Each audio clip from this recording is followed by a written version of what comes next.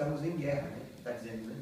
Saiba que o diabo quer destruir, roubar e matar, para isso usa as armas, e ele é astuto, o pai da mentira, acusador, enganador, tenta prender as vidas nos seus vícios, depressões, enfermidades, enfim, ele se opõe contra as vidas daquele que serve a Deus.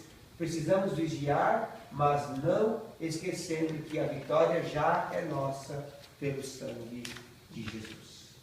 Amém? Uma coisa que nós temos que entender, irmãos, que uma realidade que nós temos que colocar em prática na nossa vida, que nós achamos que o diabo, ele nos tinha, né? Então, ele não estava contra nós, porque nós obedecíamos ele, né? Agora, o que nós esquecemos é que quando nós tomamos uma posição de contra tudo aquilo que ele é, né? E para buscar, né, em Deus, através do Espírito de Deus, aquilo que é a vontade de Deus, nós achamos que não temos mais ele não está mais. Eu quero dizer para vocês que ele está na igreja, né? Nós temos um conceito, não, o diabo não está neste culto, ele está no culto. O diabo não está na igreja, ele está na igreja, ele está na tua casa, está na minha casa, né? Ele está atuando, porque ele está guerreando contra nós. E aí, com nossa mentalidade de achar que, não, aqui é uma presença de Deus muito grande, ele não está, ele está assim, está aqui no nosso meio. Uma realidade dessa, irmãos, que a esposa de um amigo meu, o Christian, aquele que passou aqui, que tocava violão, né? O Christian, a esposa dele tinha um dom de Deus, da visão de ver as coisas espirituais. E o Christian, ele tocava no louvor, lá em Torracha, na Vida Nova. Ele estava tocando o violão. E ele estava tocando o violão, e o louvor estava tocando, a adoração a Deus. E ele disse que sente, sabe quando você faz um negocinho assim, e ele disse que fez assim, ó, e tocando violão, né? Aí, ele aconteceu o louvor, né, a adoração a Deus, e encerrou o culto. A esposa dele falou para ele assim, ó, sabe aquela hora que você fez assim? Veio um demônio atrás de você, e ele passou para o seu lado, e ele foi na frente da igreja, e passou pelos irmãos, e foi lá no fundo. E na hora da adoração a Deus, ele estava ali. Aí ele falou assim, eu senti um negócio na minha orelha. Ele fez assim na orelha. E ela falou assim, tá lembrado que você fez assim na orelha? Então, nessa hora tinha um demônio atrás de você, e ele passou, ele deu a volta por você, e passou, e ele foi por cima da igreja, e foi lá para o fundo. Ela falou que viu ele passando pelo fundo. Então, e a gente fala assim, não está assim, irmãos. E por isso que a gente tem que vigiar e orar. Porque ele está, né, ao nosso redor para nos tragar. E nós vivemos de uma maneira muito vulnerável, né? E esse estudo mostra que nós temos um adversário, né, que não quer que você seja aquilo que Deus colocou para você que você seja. Então, 1 Pedro 5,8 diz, sede sóbrios e vigiai, né?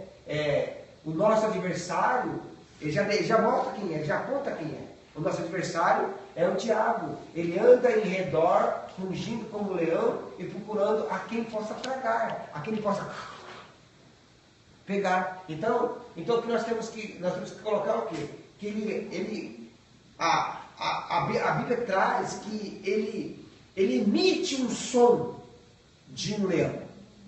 Mas o que nós temos que entender é que ele não é leão, né? Ele não é aquilo que ele... Então ele tenta intimidar as nossas vidas. Então para coibir aquilo que você possa fazer. Então você tem algo no coração para fazer, aí você, não, eu estou com medo, eu não vou fazer. Por quê? Porque ele emitiu sons, ele emitiu algo, mas nós vamos estudar nesse estudo que tudo que ele faz é mentira, porque ele não é nada daquilo lá.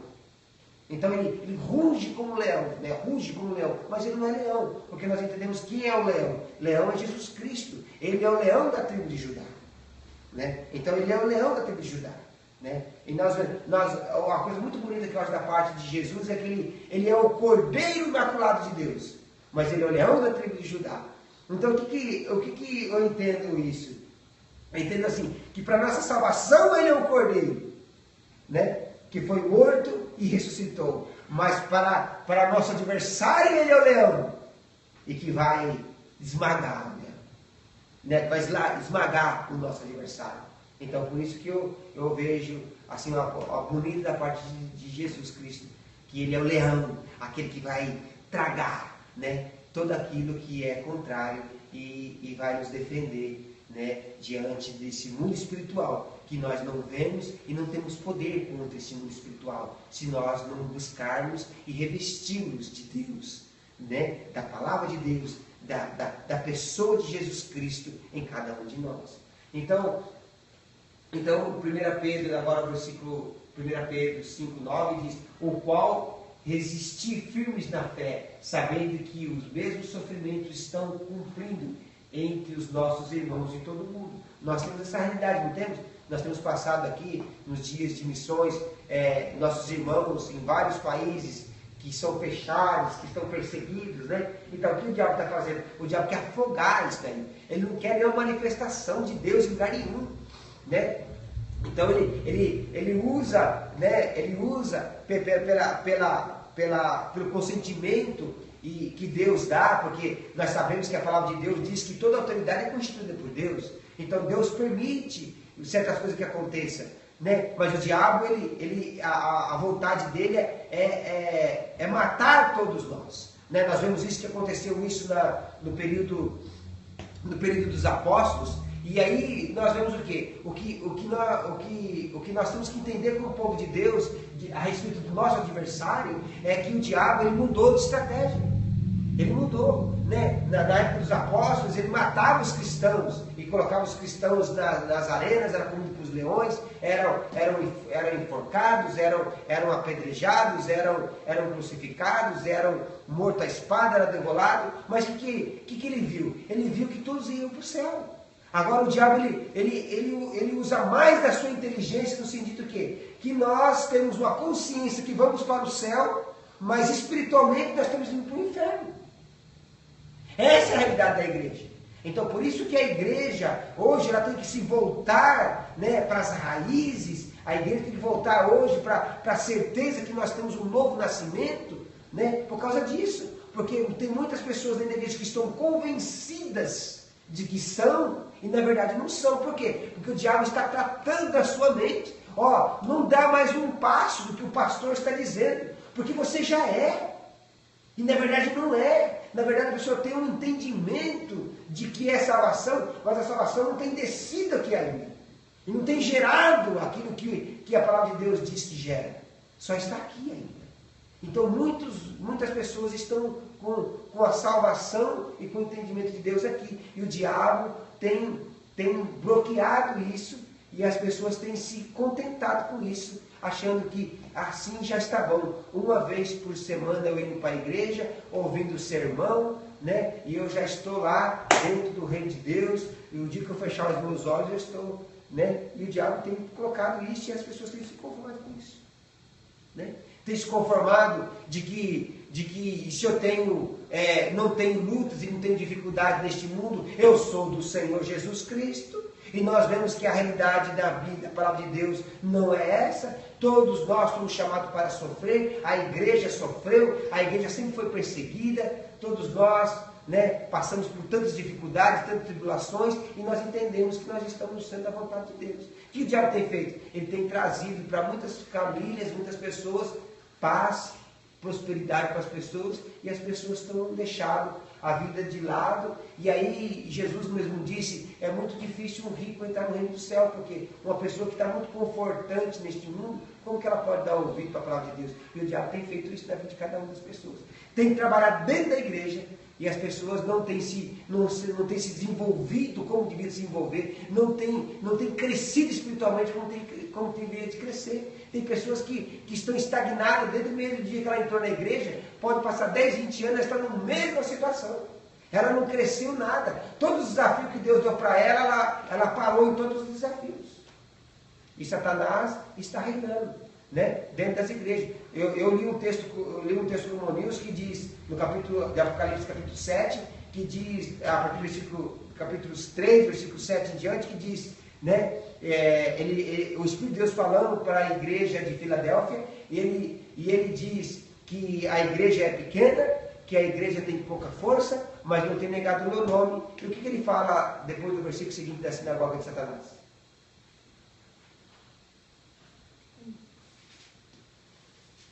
Acho que o versículo 8 em diante, não sei. Apocalipse capítulo 7. Capítulo 3, versículo 7, 8 e 9, acho que é assim. Rapidinho.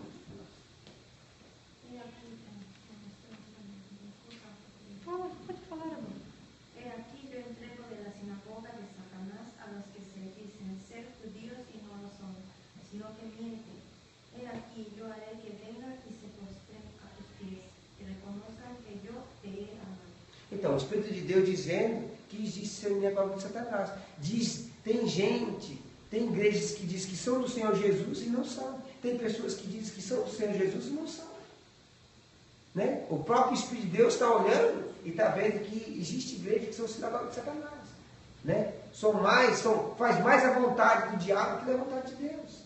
Né? E é isso que ele tem vencido. Então o diabo, irmãos, ele não está lá fora. Acho que assim, o grande principal é que as igrejas hoje em dia se preocupam em atrair as pessoas e não das Isso. Porque os pastores hoje estão preocupados em quê? Preocupados em sua posição. Né? Que ele vai ficar diante dos seus colegas de... Verdadeiro temor, né? Isso. De homem ou de Deus? Então, é tipo assim, este é o pastor Edson, a sua igreja no Japão começou com ele na casa dele e hoje tem 1000 membros. Mas não pergunta se esses 1000 membros são de Deus. Se esse pastor realmente está vivendo a palavra de Deus ou está obedecendo o inimigo das nossas almas, né? É muito triste a gente ouvir muitas coisas. Eu ouvi um relato de um pastor que me disse um dia, falou assim, o culto estava acontecendo na igreja e uma irmã com esse dom de visão, ela viu em cima da igreja, a igreja tinha uma cruz assim grande, e tinha 2 demônios sentados na cruz, um de cada lado, e rindo. E aí diz que parece que ela pergunta para ele, por que vocês estão fazendo aí? Por que vocês estão rindo? Aí diz que o demônio fala assim, porque o que está pregando ali, ele é nosso. Essa igreja é nossa. Nossa, tristeza. Que vergonha. Então, essa igreja, ela não tem o diabo como adversário. Ela é do diabo. E nós temos que entender que ele é o nosso inimigo. Ele é o nosso adversário. Nós não temos nada com ele. Esse negócio de ficar conversando com o demônio, não tem que conversar com o demônio não. Sabe? A nossa conversa é com Deus. Nós temos que orar a Deus, conversar com Deus. Não tem nada com o diabo. Nós não devemos nada para o diabo. O que nós um dia vamos prestar conta é para Deus. Sabe? Não devemos nada com ele, não temos nada com ele. O que nós temos um dia é prestar conta para Deus daquilo que nós fizemos. Jesus mesmo disse que toda a carne virá perante a minha face. Né? Todas as coisas passarão, as minhas palavras não passarão. Então, nós temos que ter o diabo como nosso inimigo. Muitas vezes nós temos o diabo como o povo de Israel fez. O povo de Israel, Deus diz assim, entra, mata tudo, acaba com tudo. Não, esse povo aqui é bem bonzinho, vamos deixar esse povo aqui. Né? Mata de novo. Esse povo é bem bonzinho, vamos deixar esse povo.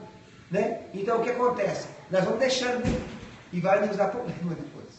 Então, Deus diz, acaba com esses desejos, afoga esses pecados, acaba com tudo isso, para que você possa servir a Deus. Amém? Não fazer relacionamento com Satanás, porque ele é o nosso inimigo. Pai do Senhor. Então, irmãos, o Efésios 6,12 diz que né? Efésios 2,6 diz que não é contra a carne e nem sangue, né? Que temos de lutar, né? Ele diz, mas sim contra os principados, contra potestades, contra os príncipes do mundo, destas trevas, contra as hostes espirituais da iniquidade das regiões celestiais. Então, a nossa luta não é contra o seu esposo, né? A sua luta não é contra o seu esposo, a sua luta não é contra a sua sogra, a sua luta não é contra o seu patrão, né? A sua luta não é contra o seu vizinho, a nossa luta é contra as trevas, é contra aquilo que nós não vemos, né? Então muitas vezes nós odiamos as pessoas e não odiamos Satanás.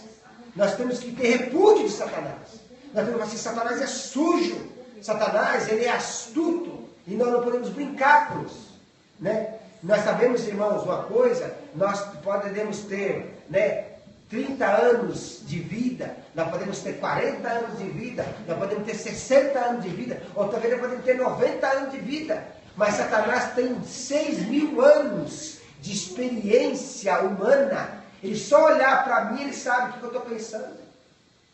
Muitas vezes ele só vai errar quando nós começamos a centralizar a nossa mentalidade na presença de Deus. Então o diabo ele não tem poder de saber o que você está pensando, mas só de experiência que ele tem, de olhar para você, ele já sabe, só pelo piscar da irmã Cíntia, ele já sabe, eu sei o que ela está pensando. Eu já sei o que ela está pensando, eu já sei o que vai fazer. E o que ela não vai fazer, eu vou incentivar ela a fazer, porque o que ela vai fazer já está dentro dela. A gente tem a mania de, o diabo que fez isso. Não, o diabo só incentivou você fazer aquilo porque o mal já está dentro de cada um de nós. Né? E nós queremos colocar a culpa em Satanás.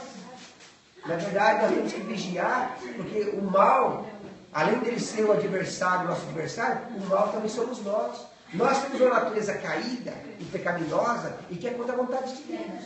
Então por isso que nós temos que buscar a vida do Espírito. E o diabo ele sempre tenta despertar a velha natureza dentro de cada um de nós. Que é isso que nós temos que tirar. E a nossa luta, irmãos, ó, você pode ver, aqui Paulo está falando, em Efésios, ele não está falando de qualquer demoninho, não. Ele não está falando de uma hierarquia, né, dos pés de chinelo, não. Ele está falando dos principados, irmãos. Daquele que não entra em ninguém. Ele está falando daquele que domina os ares. E que diz que aquele território é dele. Esses são os principados, são os príncipes dos demônios. Que atingem nas regiões celestiais. E que não entra em ninguém. Ele governa de cima. São poderosos. E nós não temos poder contra isso. Se não for buscar em Deus. Então ele fala assim, ó, temos que lutar contra os principados, contra as potestades. Principados são os príncipes que atuam nas regiões celestiais. Que impede a sua oração de chegar até Deus. Que precisa muita persistência na oração. Para que possa atravessar. Não foi assim a oração de Daniel? Daniel disse assim, mas eu orei e achei que não tinha resposta. O que o anjo falou? Mas foi difícil de atravessar todo isso daqui, ó. Foi atravessar tudo isso daqui, para que pudesse chegar até você, aquilo que você orou. Há uma luta, irmãos, nessa dimensão. Há uma luta. Para que a vossa oração chegue até o trono da glória de Deus. Há uma força que não quer que chegue. Né? Há uma luta, os anjos lutam para que possam chegar à oração diante do trono da graça de Deus. Amém? 10:10 diz que o diabo é? Ele é ladrão, irmãos. Ele é considerado como um ladrão. Ele é ladrão, não vem senão para roubar, matar, destruir. Mas Jesus diz assim, ó, ele veio para fazer isso, mas eu vim para fazer o contrário. Eu vim para trazer vida, né? E que venham em abundância. Jesus disse em 10:10. Jesus disse em João 10:10, no sentido que ele é o nosso pastor, né? No sentido que o ladrão, ele veio para fazer isso. O ladrão, ele só veio para matar, roubar e destruir. O diabo só veio para matar, roubar e destruir. O diabo, ele só veio para destruir sua casa, matar os seus sonhos, que você perca a sua, né, que você deixe de buscar e de experimentar tudo aquilo que Deus tem para você, que Ele conquistou na cruz do Calvário. Né? 8:44 diz que vos tende por pai o diabo, e que quereis satisfazer os desejos do vosso pai. Ele foi homicida desde o princípio e nunca se firmou na verdade, porque nele não há verdade. Quando ele profere mentira, fala do que é próprio, porque ele é mentiroso e ele é o pai da mentira. Irmãos, a Bíblia fala que nós servimos um Deus que é criador dos céus e da terra. O diabo não criou nada. A única coisa que a Bíblia fala que o diabo criou e que ele é pai é disso daqui, ó. Amém? Então o diabo não criou nada. O diabo não criou nada. Tudo que existe é Deus que criou. A única coisa que é criação do diabo e que ele é pai é disso daqui, ó, da mentira. Então a mentira é ele que criou. A mentira é dele. E ele é mentira desde o princípio, porque nunca se firmou na verdade. E quando ele fala daquilo que ele realmente é. Ele é mentiroso. A Bíblia está dizendo que ele é mentiroso. E Lucas 4:1 diz que Jesus foi cheio do Espírito Santo, voltou do Jordão e era levado pelo Espírito no deserto. Durante 40 dias, sendo tentado pelo diabo, e naqueles dias não comeu coisa alguma. Terminados eles, teve fome. E disse então o diabo: Tu és o Filho de Deus, manda que esta pedra se transforme em pão. Então nós vemos ali, né, o episódio de Jesus no deserto, né? É uma coisa assim, muito bonita que a gente vê que qual foi a necessidade de Jesus ter ido para o deserto? Jesus foi para o deserto pelo Espírito de Deus no sentido de mostrar para Satanás que a história agora é diferente. Ele levou no bico, né, para assim dizer, né? Ele levou na conversa um homem que na verdade tinha o quê? Só tinha alma vivente. Um homem que ainda Deus ainda estava tratando com ele. Ainda que Deus ia transformar ele ainda num espírito vivificante, que Jesus Cristo viria ainda, ia ensinar para ele todas as coisas, e a obediência dele ia levar ele até uma vida eterna. Mas o homem peca por causa do quê? Porque o diabo leva o homem ao engano, à mentira. E o homem peca lá no deserto, Adão e Eva pecam. E aqui, né, Deus Pai quer mostrar para Satanás que este homem agora, que está na terra, o homem perfeito, o único homem que é santo e perfeito, mostrando para Satanás que a história agora é diferente. Que esse realmente é o Filho de Deus. Esse é aquele que Satanás não tem poder sobre ele. Então ele foi sujeitado, né, a ser tentado por Satanás. E Satanás falou assim: não, eu levei o primeiro, vou levar o segundo também, né? E não levou, não, porque esse é diferente. Então esse mostrou que realmente ele é o Filho de Deus e Satanás não tem poder sobre ele. E Satanás dizendo para ele: transforma em pão. E ele diz que nem só de pão viverá o homem, mas de toda a palavra que procede da boca de Deus. Passa para nós, irmão.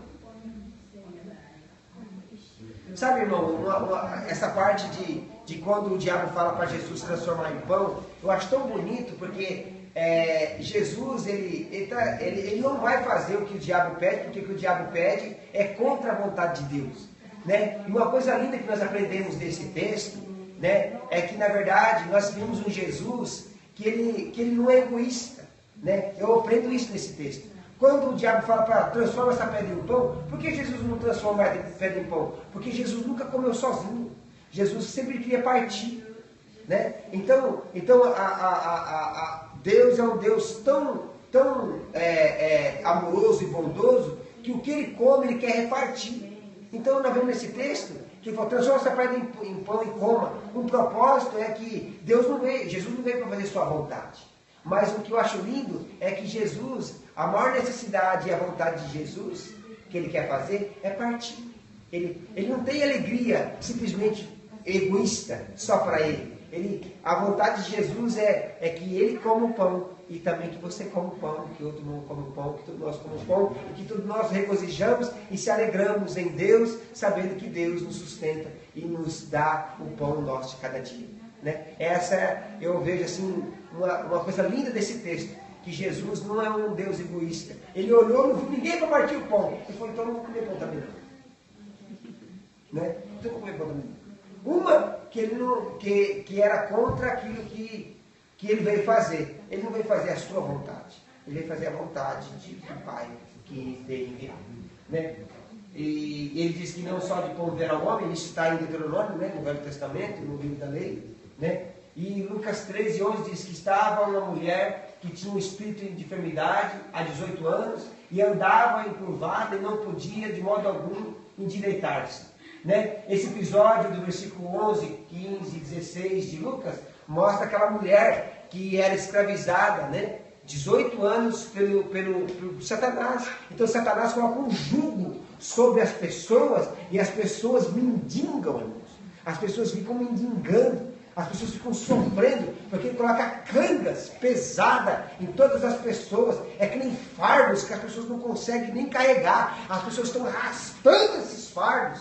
E Jesus olha para aquela mulher ali no sábado, ele fala, não, essa mulher está sendo escravizada por Satanás. E aí Jesus, ele opera um milagre nela, né? Aqui disse, respondeu Jesus, hipócritas, no sábado não desprende, né? Eu lembrei da irmã quando eu li esse versículo, não desprende o seu, né? Vocês têm a maneira de falar de prender e desprender, né? Não desprende, né? Da manjedoura, cada um de vós o seu boi, o seu jumento, para levar a beber água. Então não pode operar esse milagre no sábado? Jesus disse, não pode fazer o bem no sábado, vocês não levam o animal para tomar água? Então quer dizer, o que Jesus quer dizer nesse texto? Jesus quer dizer que estão quebrando o sábado. Eles estão violando o sábado. E eles violam o sábado e quer dizer para Jesus que ele não pode violar o sábado. Né? Então eles quebram o sábado e dizem assim, ó, vocês levam para beber o seu boi e eu não posso fazer um bem no sábado? Né? E outros textos Jesus diz assim, ó, para que foi feito o sábado? O sábado foi feito em favor do homem, o homem em favor do sábado. Os homens estavam adorando o sábado. O sábado foi feito para que o homem separasse para poder servir a Deus. Não adorar o sábado. E os homens estavam adorando o sábado. Então o sábado não foi feito para que o homem pudesse servir o sábado. O sábado foi feito em favor do homem. É como o dinheiro, irmãos. O dinheiro, qual que é a raiz de todo o mal? É o dinheiro. Então, nós podemos possuir o dinheiro. Agora, o que acontece? O dinheiro que possui as pessoas. O dinheiro que diz para as pessoas, ó, você vai fazer 4 horas de zangueô. Né? Você vai fazer 6 horas de zangueô. Você vai dobrar o turno. E você fala, ai, né? E o dinheiro que manda em você. Você fala assim, não, eu tenho um compromisso maior do que isso daqui para fazer. Né? É isso que Jesus está dizendo nesse texto. Então, o 16 diz, ele não deveria ser solto desta prisão no dia do sábado. Esta é filha de Abraão, a qual há 18 anos Satanás tinha ela como presa. Né? Não deveria soltar? Né? Então, porque é sábado, então vai deixar ela dessa dieta? Né? Ele falou, não, vamos operar o milagre nela. Então Jesus disse, hipócritas, vocês fazem tudo errado. Né? Vocês fazem o que vocês querem e agora o bem eu não posso fazer no sábado? E Jesus, nos outros textos, Jesus diz o que, irmãos? Nos outros textos. Jesus diz, eu sou maior que o sábado. Eu sou maior que o tempo. Né? Jesus fala isso. Dá a pedra nele, o povo queria. Eu sou maior que o tempo. Eu sou maior que o sábado. E para nós encerrarmos, irmãos, Apocalipse 12:10 diz, então ouvi uma grande voz no céu que dizia, agora é chegada a salvação e o poder do reino do nosso Deus, e a autoridade do seu Cristo, porque já foi lançado fora o acusador dos nossos irmãos, o qual diante do nosso Deus os acusava dia e noite. Né? Então nós temos a vitória que Deus, no último dia, né? Você pode ver que Satanás não será o último a ser destruído. Satanás será o penúltimo a ser destruído. Qual será o último? A morte. A morte será a última coisa que Deus vai fazer, que Ele vai destruir. Satanás não será o último. Então, irmãos, a vingança pertence ao Senhor. E eu quero colocar para vocês diante que nós temos um adversário, por quê? Porque Satanás acusa a minha e a sua pessoa dia e noite diante do trono de Deus. Diante de Deus ele fala assim, ó, o pastor Edson, ele pecou. O pastor Edson fez isso. o pastor Edson fez isso. Né? Um dia eu vi um pregador pregando assim, ó. Nós temos um advogado diante de Deus. E quando Satanás o acusar, né? Dizendo, o pastor Edson fez isso, o pastor Edson fez aquilo. E ele diz assim, ó, e Jesus entrará no meio da conversa e dirá, Pai, ele é meu, eu derramei sangue por ele. Pai, está vendo essa cicatriz do meu lado? Uma lança me transpassou, e eu derramei sangue por ele, e o meu sangue está sobre a vida dele. E o pai fala assim, então eu não vejo nenhuma acusação contra ele. E Satanás sai envergonhado, com os rabos entre as pernas, e sai, né? Porque não pode, porque o sangue de Cristo é aquele que apaga os nossos pecados. Nós temos um advogado diante de Deus. Nós temos, a Bíblia diz que nós temos um sumo sacerdote que intercede por nós. Nós temos, irmãos, diante de Deus, uma pessoa que nos defenda, né? Como Jó não tinha, né? Jó não tinha. Ele diz assim, ó, ai se eu tivesse alguém que entrasse diante da minha causa, diante deste Deus. Quem sou eu para entrar e defender a minha causa diante de um Deus tão grande como esse? Ai, se eu tivesse alguém que pudesse interceder por mim. E hoje nós temos alguém que pode dizer, pode nos defender diante das acusações de Satanás. Né? E o que ele diz, irmão, o que ele diz contra nós não é mentira. O que ele diz contra nós não é mentira, como já está dizendo, o que ele diz contra nós é verdade, mas o que Cristo fez por nós na cruz, e nós recebendo este perdão, e nos arrependendo dos nossos pecados, né, não tem nenhuma acusação contra nós. O diabo, ele tem que se contentar, e ver que a obra que foi feita na cruz, foi uma obra perfeita, justa, e Deus olha para Kelly, por exemplo, Deus olha para Kelly, e Deus olha para assim, e Deus olha para Kelly, Deus olha para Kelly e fala assim, ó, eu vejo ela como justa e como santa, não por causa dela, mas por causa do meu filho que está na vida dela, e o sangue de Cristo que está sobre ela, né? E Deus não perde a sua posição de ser justo e santo, pela posição que ele toma diante de cada um de nós. Deus continua sendo justo e santo, porque a justiça de Deus, ela é perfeita, e Cristo conquistou isso para nós, e o diabo não nos toca, não tem poder sobre nós, se nós vigiarmos e orarmos, e buscarmos em Deus, né? E esperarmos em Deus, e sabermos que os sofrimentos leves e momentâneos que nós passamos, têm produzido em nós uma glória, irmãos, que pesa mais do que aquilo que nós estamos passando. Nós vamos receber no céu um poder de peso de glória, assim que Paulo fala em Coríntios, e é isso que eu coloco diante da igreja, e quero que vocês não esqueçam que nós temos um adversário, e que você deve se posicionar como um guerreiro. De que maneira? Orando a Deus, lendo a sua palavra, porque eu só quero que vocês fiquem de pé, irmãos, só para nós encerrarmos. Não existe vitória diante das trevas e das potestades se você não conhece a palavra de Deus. Como que Jesus derrotou Satanás no deserto? Ele derrotou com a palavra. Ele não derrotou Satanás de outra maneira. Ele vai derrotar Satanás da outra maneira, mas isso será no final. Mas ele ensinou para nós que nós derrotamos Satanás, né? O vício do marido, né? A incredulidade do marido, da esposa, de que maneira? É orando, é clamando, é buscando a palavra de Deus. Mas Deus diz, né?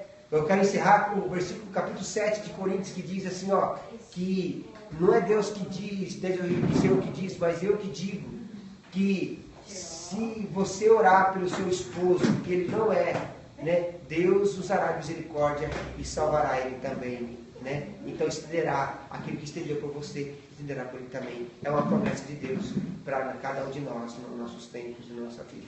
Então ore para o seu marido, busque em Deus, e que nós vamos estar guardados em Deus, e vai se cumprir o que a palavra de Deus diz, né? Salmo 91, aquele que habita no esconderijo do Onipotente, e na sombra do Todo-Poderoso descansará. Amém? E eu quero dizer assim, ó, o diabo vai procurar você. Cadê a Cíntia? Eu não vejo mais a Cíntia. cadê o irmão Nilson? Eu não vejo mais o irmão Nilson. Por quê? Porque nós estamos tão parecidos com Deus que o eu não existe mais. Aleluia. Amém?